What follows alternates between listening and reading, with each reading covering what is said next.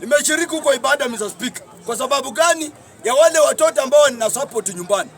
Nimeenda nikaambia Kanyari kuna watoto wanabaia vitabu na hawana vitabu saa hii. Nataka kunisupport. Kanyari ameingia kwa mfuko yake akanipatia 20,000 ya vitabu. By Saturday mimi napanda naenda nyumbani nipitie Kakamega nichukue vitabu mahali nachukuanga nipelekee watoto waende shule wasome.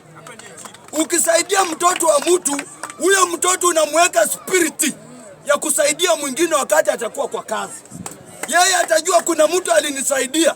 Kama angekuwa huyo mtu singefika mahali niko. So pale nyumbani napanda mbegu ya kutoa. Wale watoto ambao nasaidia wakati nitakuwa naenda na rungu watasaidia mtoto wa mwingine, hata wasiponisaidia watasaidia mtoto wa mwingine, kwa sababu watasema kama sio Nuru Okanga kusumbukana na kuleta vitabu singesoma. And finally Mr. Speaker, nataka niambie Kenya na serikali yetu mkuwa serious na upande wa education. Education imelemaa katika nchi yetu ya Kenya, imeisha.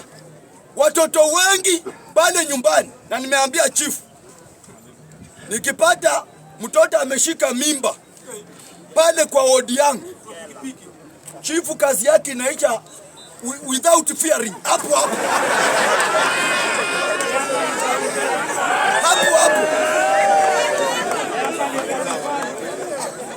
na mimi nimetangaza pale nyumbani na wanajua nikimalizia speaker, kwa sababu mimi Nuru Okanga niko na future pale nyumbani. Ndio unaona after 1 week naenda nyumbani, after 1 week naenda, na kila mtu ako na kwao. Waje kuona wivu kwa sababu Okanga ako kwao anafanya vitu, unaona wivu ati Okanga akipata anakimbia kwao. Unataka nikuja kwenu? Na mimi niko na kwetu. Si hata wewe uende kwenu ufanye zile vitu mimi nafanya. Kama una faya kuja nikupee. Mimi niko one time na niko sawa. Thank you Mr. Speaker.